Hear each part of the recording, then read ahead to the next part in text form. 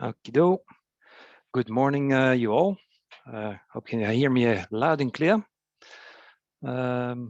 Just shifting through my screens here. Okay. Good morning to you all. I'm going to run you through the year of 2020 from a safety point of view. This is a view from Flanders. Yesterday we had a double presentation where I presented together with Merijn from the Dutch Federation. And actually the trends are pretty similar. So you can also probably apply this whether you jump in PCV or in Holland, the UK, or in Wallonie. I think the messages will be pretty similar. First, who am I? I'm Philippe. I started jumping in 1986, an instructor since 1988. At the time, you became an instructor much faster. Jump master since 92, 4,200 jumps. And last year, I managed to put in 95 jumps in the short season. And my last jump was October 2020, and I have 4 cutaways in total. Now, this is me. For those who didn't, well, you can still fill out the form in Microsoft Forms to know a little bit about you. But in the meantime, already 34 of you already entered this. So who is in the audience? Well, actually, we have a pretty experienced audience. Most people are already more than 2 years in the sport, with over half even 6 years and more, 6 years and more. You can also judge this by the jump numbers. Most people have over 200 jumps, and more than half has more than 500, and I think it's about a third who have more than 1,000 jumps. Pretty experienced audience. Also the jump numbers. So as you can see, well, for most of the audience, more than half of the audience, 2020 was a slow year as far as jumping was concerned. But still, we have a quarter of the people present here with managed to put in more than 150 jumps.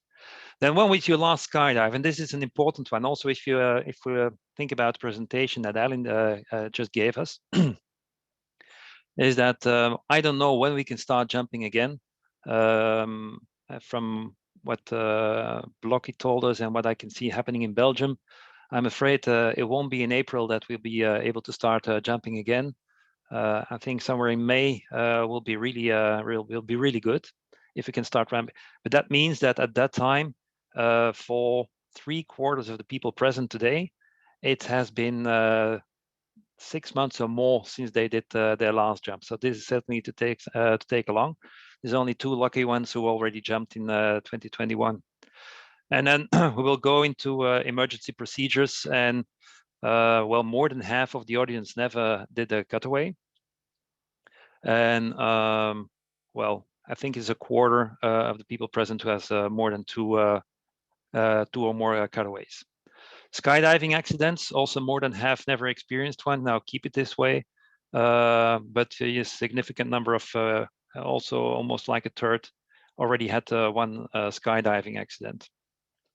I'm also one of the lucky ones who never had to experience that. Okay, if you look at the numbers for the last year, also I asked Ali to chip in whenever he had something to remark, certainly to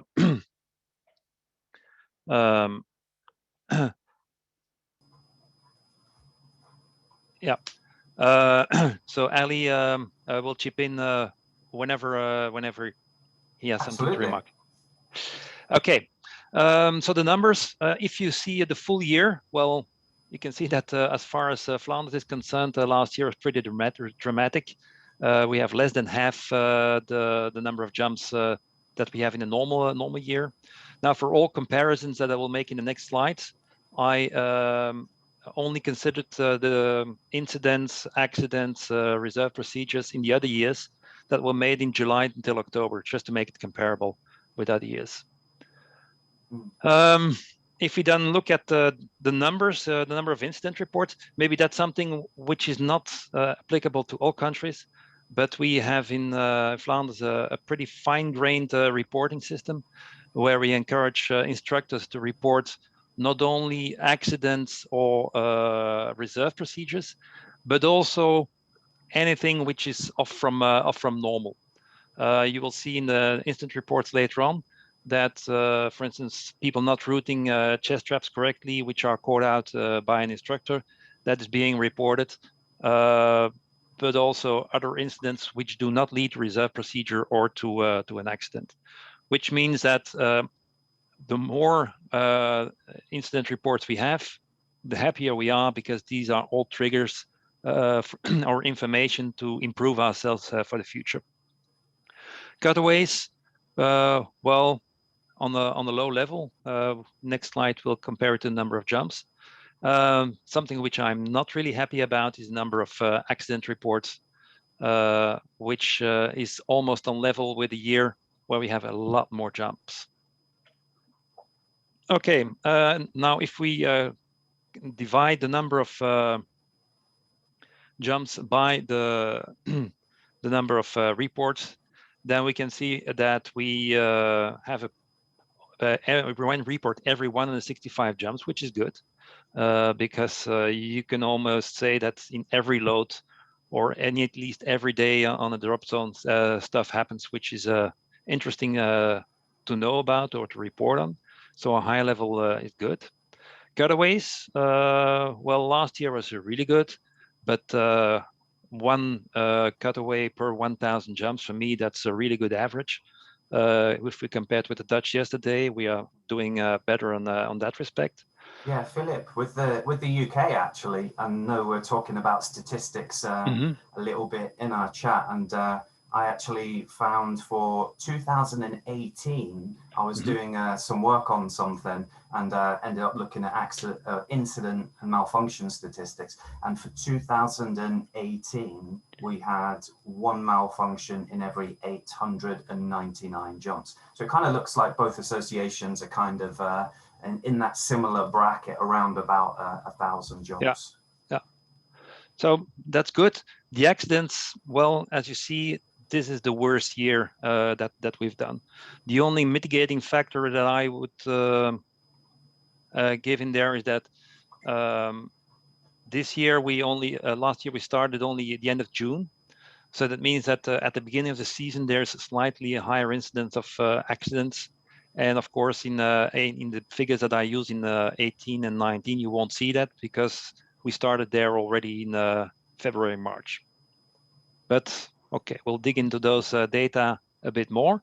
Now, if you look into the accident reports, well, the worrying trend that I see there, well, now the positive trend to start out is experienced skydivers have less accidents, and really significant. It's half. There's a slight increase from 200 to 500 jumps, but the plus 500, it's really much lower. But if you look at the skydivers with less than 200 jumps, you see that 2018, if you remember, there were quite more jumps than last year. There we had 19 accidents, and in 2020 we also had 19, but lost less jumps. So that translates to the graph on the right side, where we put the number of accidents relative to the jump numbers, and there you see the gray square. Well, it's the biggest one. So that's not really the way I want to see it going. I'd love to have a lot of healthy skydivers making a lot of skydives. If you then look at what are the causes, when do those accidents happen? Well, landing is dangerous. It's something I also tell in ground course. Everything goes well until the last 5 centimeters. That's when the hurt comes in most of the time. So the big majority of landing accidents is on landing. On opening, we'll see a few of those later on. And also, if you're watching graphs, this is a constant, which is happening all years. Now, if we relate accidents to experience, then we see that there's a really high incidence of people below 200 jumps having landing accidents. And the main causes are listed on the bottom left. Flaring too high, flaring too late, flaring not enough, and landing on uneven ground, which is often associated with landing out. Yeah, I found that actually in the UK there was a particular drop zone. Doesn't matter which one. I looked at the injury statistics, and I actually found a similar thing, that flaring too high caused slightly more injuries than flaring too late, which is interesting because the people that flare too high are doing it so they don't flare too late, but then actually that increases their chances of having that injury, right? Yeah. And something which was added yesterday by the Dutch colleagues, they have more fine-grained accident reporting than we have, and the wrong body position upon making those landings. Because one thing is, okay, making the error of flaring too high or too late, but then the other thing is, how do you respond to it? And the parachute, the landing roll, is something which we haven't been teaching in Flanders for the last, say, 10 years, since we switched from round reserves to square reserves. We kind of neglected teaching the parachute landing fall in the first jump course. So this is certainly nothing that we teach our skydivers today. And actually, PLF is something which can save the day, certainly when you flare too high, but even if you flare too late. Knees together, feet together, tuck in your arms. That can already limit the damages quite significantly if you do it right. Yeah, So that's we have that in the UK.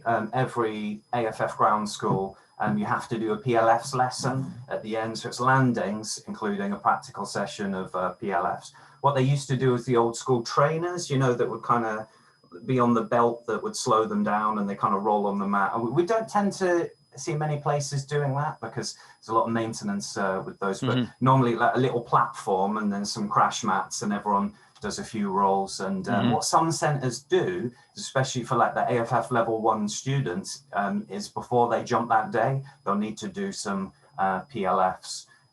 But yeah, certainly it's a good like risk reduction strategy. I know what I've seen in Sweden, there's a drop zone that actually gives their early jump students ankle supports. They like, I was at the drop zone visiting and I saw a student putting something on their ankles. And I said, are you okay? Have you hurt yourself? And no, we always wear them for the first, I can't remember what they said, few jumps, just so it supports their ankles for those landings. But yeah, it's definitely an issue, these landings. Now, also to put it in perspective, tomorrow at 8, there's a session on AFF with Belgium Steven Geens. And actually in Australia, it's mandatory to teach PLF in first jump course. It's even a legal issue if you don't do. Norway the same. In Holland, they also do it. And if you look into the AFF manual of USPA, it's also part of their ground school or their skydiving instructors manual. So yes, we're going to reintroduce this from this year as mandatory for all AFF ground schools. Okay, so we also had accidents report due. Yeah, one of the first weekends we had one of our skydivers had a canopy collapse in turbulence at 10 meters altitude. The skydiver was flying half brakes in pretty turbulent weather, which is not the best strategy to attack turbulence. And well, what you see is you can do this 99 times, and the 100 times you're in bad luck.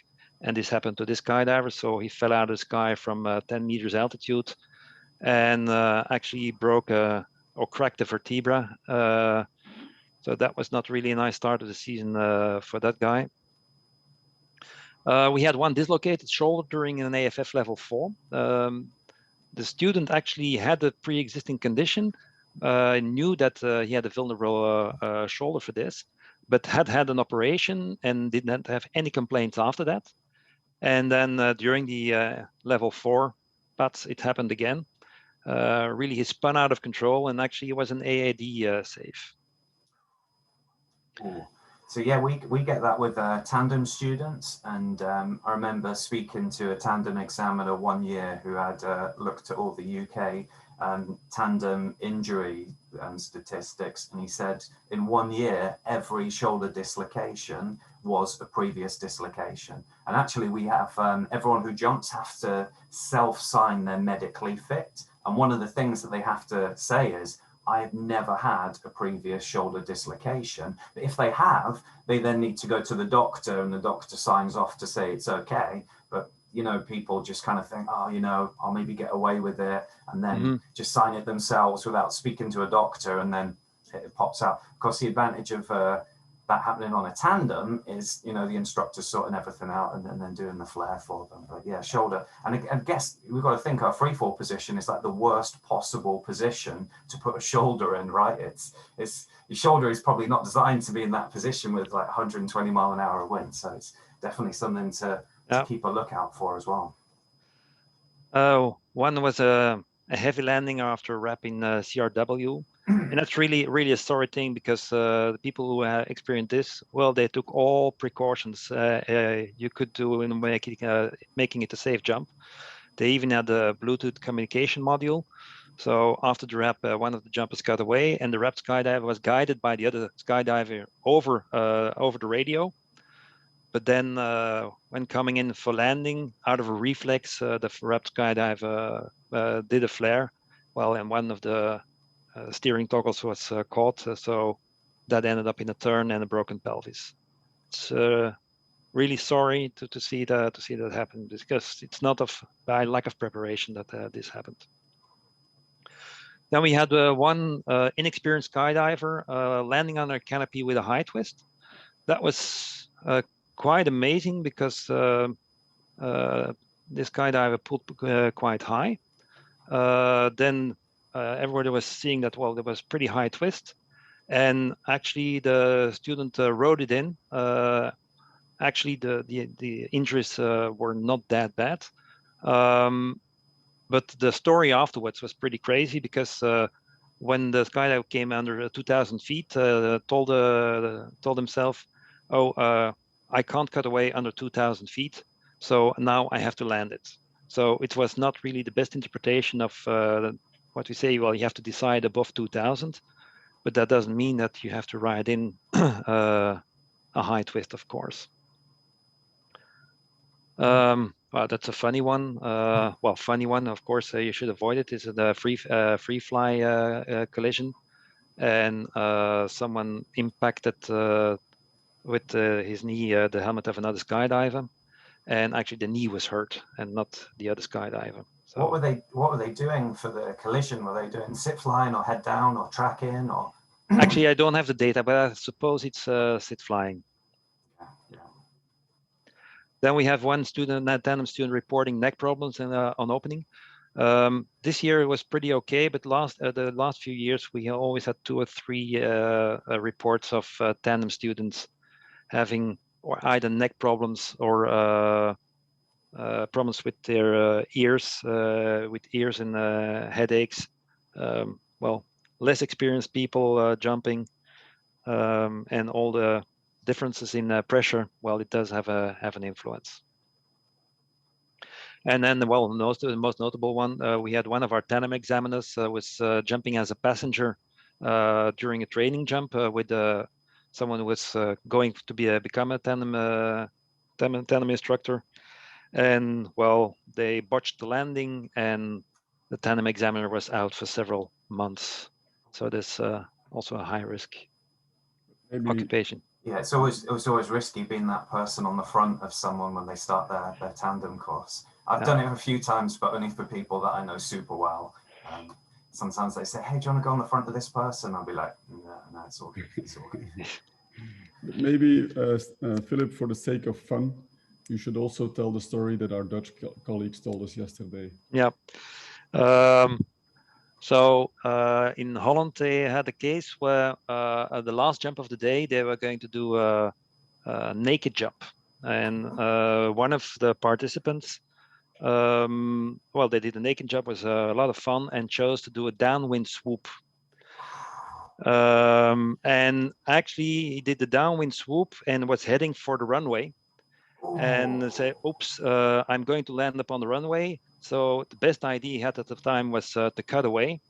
And so he cut away and slid across a concrete runway. Oh, flipping heck. Yeah, so those injuries you don't want to know. Yeah, oh man. Actually, it's pretty funny, but you can see how a lot of bad decisions heap on top of the other.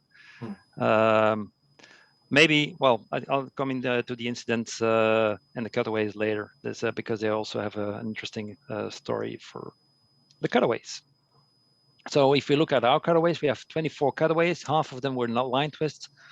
Often, well, never specified what was the cause for the line twist. It's, to be frank, it's also really difficult to know that.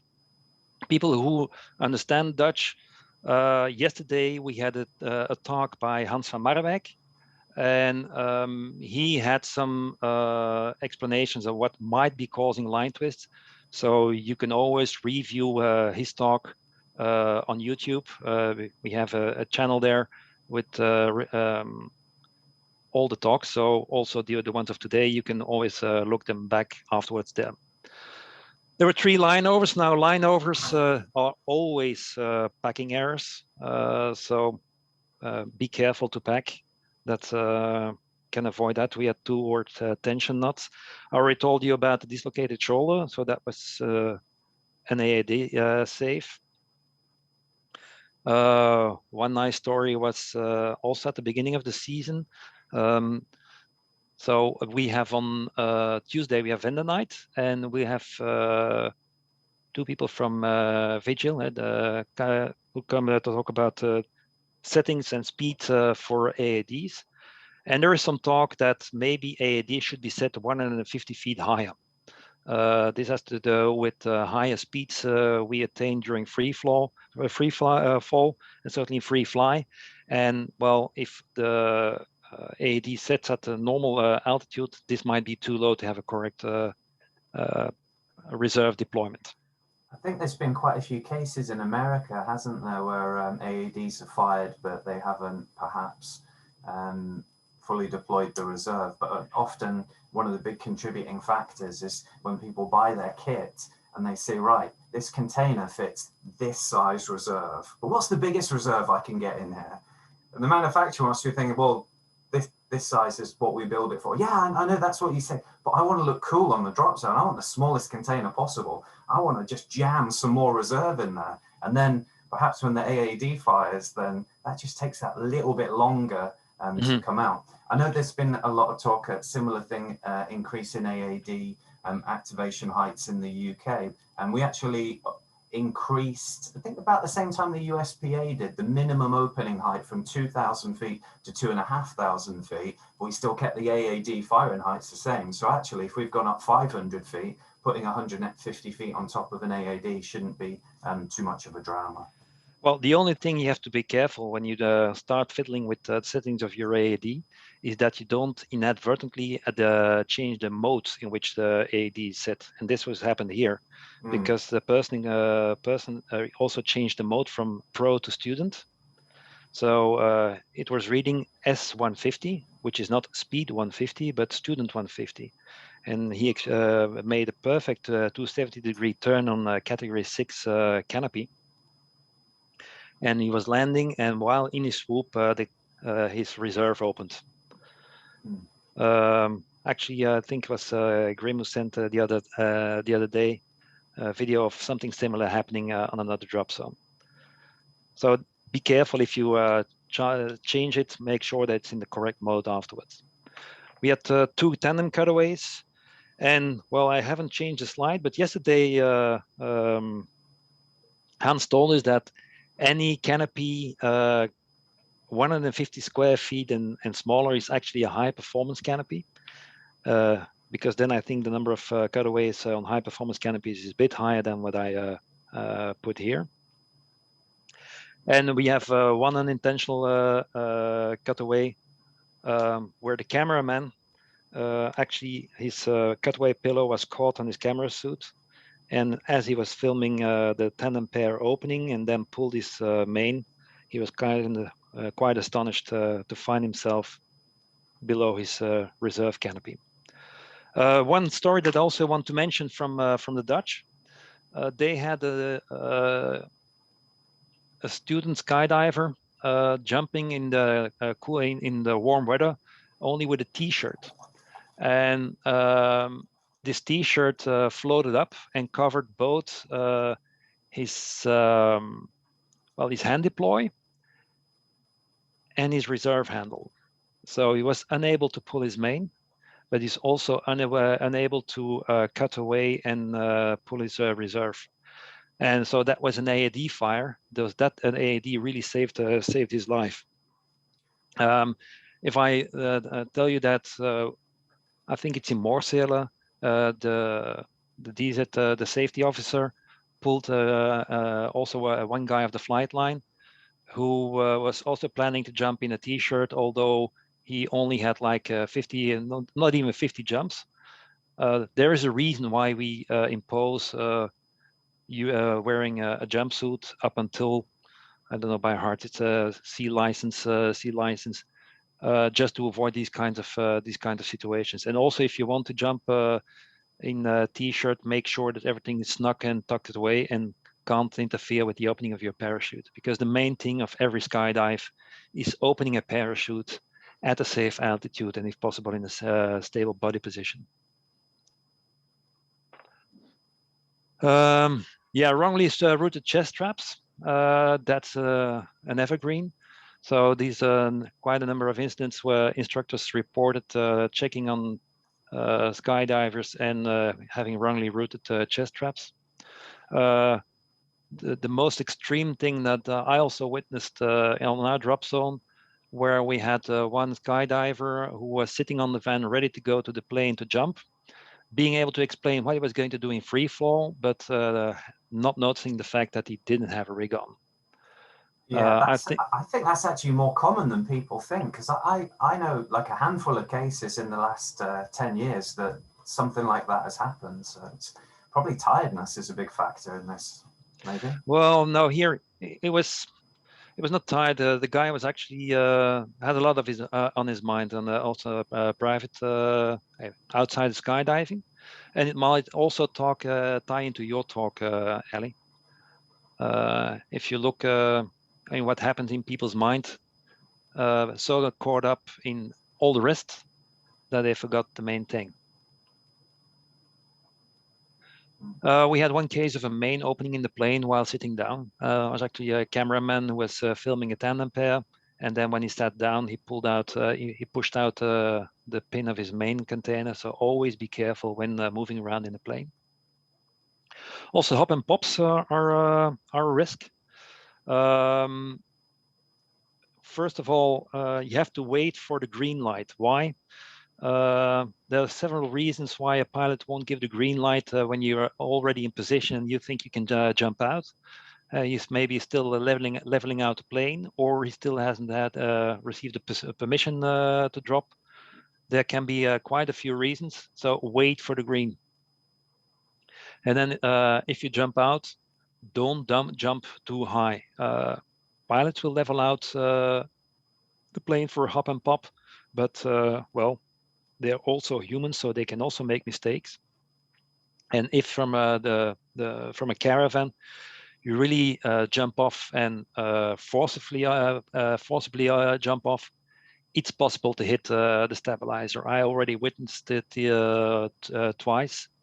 And in both cases that I saw it, well, the skydiver wasn't hurt, but keep on trying this, and sooner or later you will get seriously hurt. So do not jump up too high and respect the rules there. Exit separation. We are flying with supervans, not only in Skydive Flanders, but also in Spa. And I think it's now also a caravan in Templou. So it's a lot of people in the plane. Exit separation is an issue. And brief this before you board the load and keep to the plan. Don't start reinterpreting wind speeds while you're sitting in the plane with only your little group. If you change exit separation, please do it together and maybe in accordance with the pilot, because here we had some cases where people started changing their idea while they were on the load. Tracking in jump run, also something to do with exit separation. I have several reports of people being too close and linked to tracking in the jump run. And normally we associate, oh, it's fledgling skydivers who exercise tracking and do it in the wrong way. But there's several cases where also happens after FS jumps.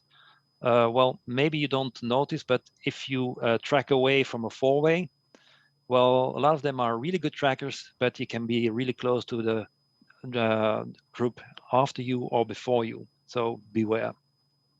I think as well, if you've got like a bigger formation and they're breaking off a little bit higher, they're going to cover that bigger distance as well. Like if you're on an aircraft and there's like a 10-way free fly, and then you're like a 2-way out after that, and they're going to break off at maybe 5,500 feet. Yeah, that's another thing that can cause an issue. I've seen that a few times. Yeah.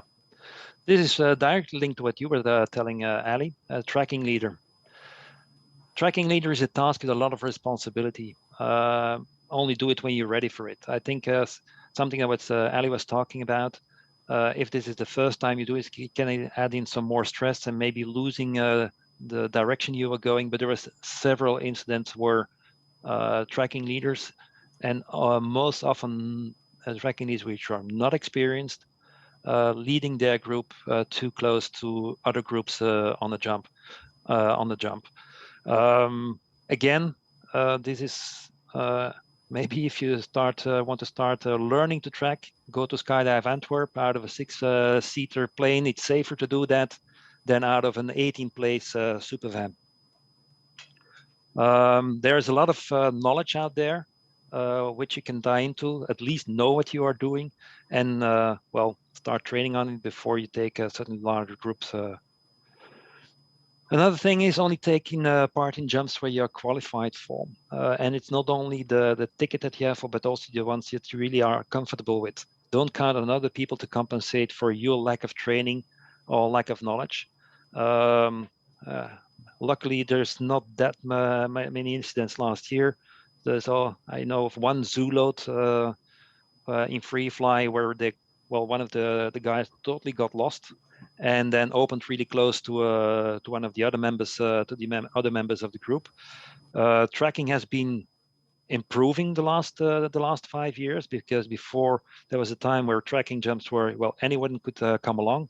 If you couldn't do anything, you can join a tracking jump.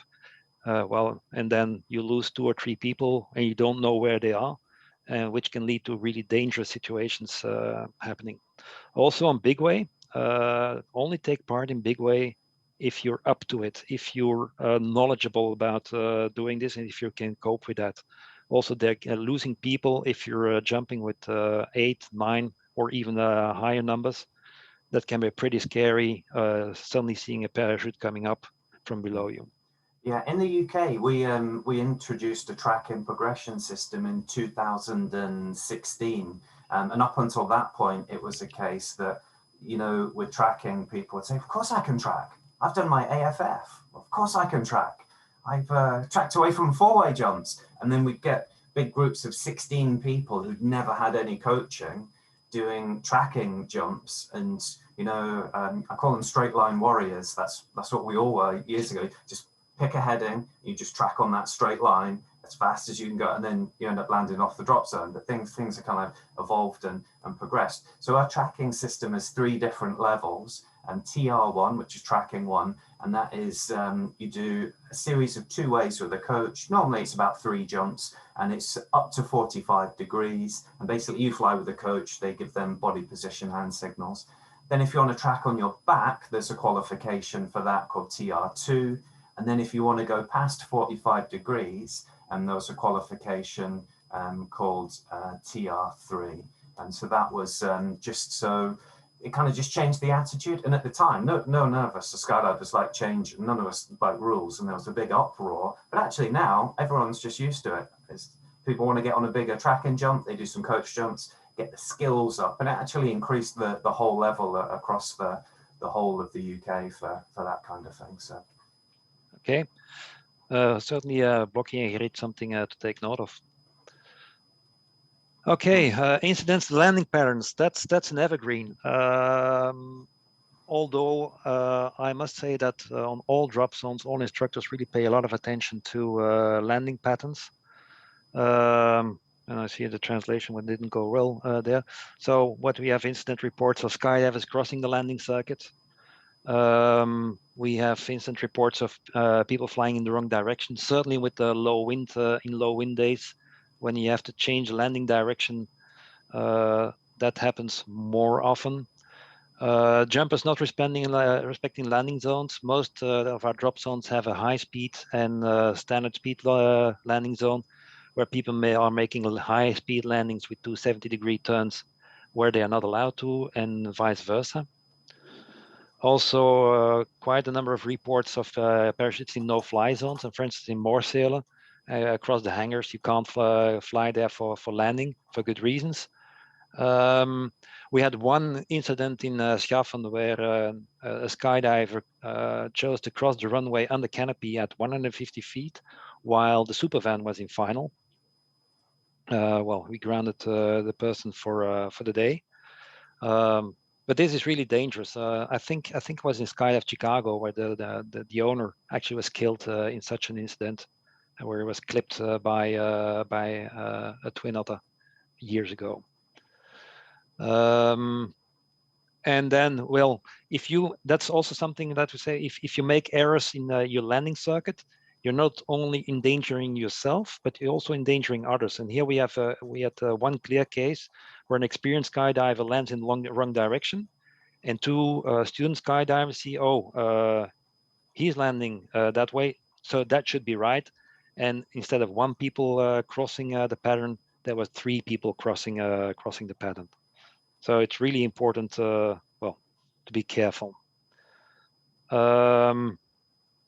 And then there's the odd ones. We had one skydiver that came to manifest with a beer in his hand, because he said to himself, well, one won't hurt.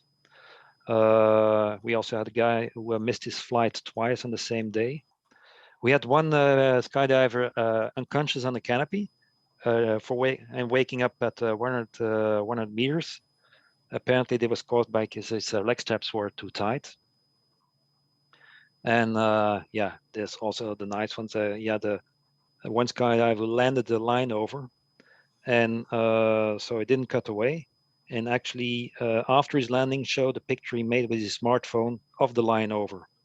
So he took a picture of the line over on his smartphone, but didn't think about cutting away. Did he put it on his Instagram on the way down? I landed this line over, but hey, look, I've got 25 likes. How much experience did that person have? He was not that experienced. Yeah, well, he's more experienced now. Yeah. And also one nice incident report was a guy who lost his wallet in free fall. So if I look at the conclusions we can from this data, the jump numbers are down. I think that the cutaways are at a healthy level. The accidents, well, for me, it's a mixed view. We had a good evolution with experienced jumpers, concern for landing accidents with experienced jumpers. And something which I'm really happy about, we actually at the start of the season, we were really worried because we only started in the end of June. So again, we had a layoff of more than 6 months for most skydivers. And well, we imposed some rules for the start of the season. We had videos to prepare everybody to start skydiving. And on all drop zones, instructors were really paying a lot of attention to safety and making everybody current. And I think it paid off. So although the number of accidents was higher if I compare for those 3 months, I'm pretty happy about how it runs, and that's certainly thanks to all skydivers paying a lot of attention to safety and to instructors who made this possible. Okay, and then useful tips. Make sure that you and your kit are 100% ready before manifesting, actually before starting to skydive. Well, I can already tell you that the layoff of skydiving in Belgium will certainly last until the end of April. Now, don't wait until the end of April to have your reserve repacked, your gear checked, repaired, whatever repairs are needed. This is the time to inspect your lines, maybe have a change of your line set. Do everything what the rigger needs to do, because the riggers now, they have time. But if everybody turns up the last week of April, might be that you have to wait a little longer before you get your kit back. So make sure your kit is back in time. Make sure that you are ready. Also something which Ali talked about in his talk, make sure you're ready, that you repeat everything you need to repeat. In the bottom right, I have there a QR code. It's a number of videos in Dutch, I have to say, on coming out of quarantine. It's actually 22 short videos which make you aware of important points in every step of the skydive. We used those last year. They're still very actual. Prepare every jump. And that starts on the ground. Make sure that drop order, you know the drop order, what the separation is, exit and free fall. Repeat your emergency procedures. Take care for the landing pattern. When you arrive at the drop zone, look at what the landing direction is before you go into the plane. Check again what the landing direction is and what the landing pattern will be. And also pay attention to your landing. Also, something which you can use is we asked for all drop zones to submit to us a video of the drop zone, the drop zone video. Those are available on YouTube in a playlist. Well, if you go and jump on another drop zone, please watch this video before you go to that drop zone to make yourself familiar with how to safely land on that drop zone. Beware of hookups in the plane and do a good and safe exit. Also there was a story in Holland where they had a tandem pair forgetting to unhook the safety belt, and the tandem pair even managed to jump out, and they were dangling below the plane, hooked up to the safety belt. Credits to the safety belt. Yeah, that's happened a few times as well. That's not the first time. Yeah, and happily there was another jump master still in the plane who cut away the safety belt, so they safely fell away and made an uneventful tandem afterwards. Plan your free fall and stick to the plan. Also, there are some reports of people saying, certainly with tracking jumps, say we're going to do it in this and that way, and then there was a nice cloud, and so they changed the plan to fly around the cloud and then open really close to one of the other tracking groups. So stick to the plan. Respect the local landing pattern. Every time and every year some evergreens, and watch out for each other. If your landing does not go as expected, a parachute landing fall might save you bones, irrespective of how many thousands of jumps you had. A PLF is still a good reflex in some situations. The jump is only finished when you're inside of the hangar, not before. So you're still walking across an airfield. Stuff happens also there. And then finally, pack carefully and with concentration. You can avoid a number of malfunctions and issues with a nice pack job. Okay, that was it. Are there questions which came up? Chatting about a lot of different topics, a lot of people sharing information mainly, I would say. And also here and there, I think some anecdotes. But I suggest that we do jump into the break, Philip.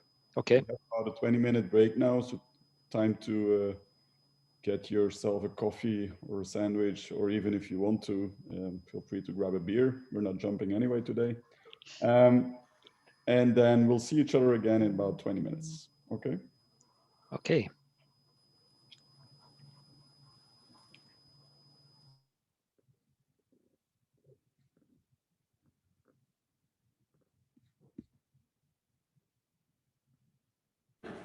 Drop zone Moorsele contains 3 landing zones. Zone A, which is north of the runway. Zone B, which is south of the runway, until the taxi track, which is here. And Zone C, which is between the taxi track and a bunch of blades who will be placed here. If you want to land in Zone A is for the people who have less than 200 jumps, B license. And in the Zone A, we always going to land into the wind. After opening, you proceed to the A zone and you lose altitude north of the runway. On about 900 feet you can make the setup for your circuit. It goes like 900, 600, 300 and final, into the wind. Just to be predictable for everybody. Okay? When you land it and you want to walk over to the B zone, to the hangar, we have 4 cones here. This is the only pass over the runway.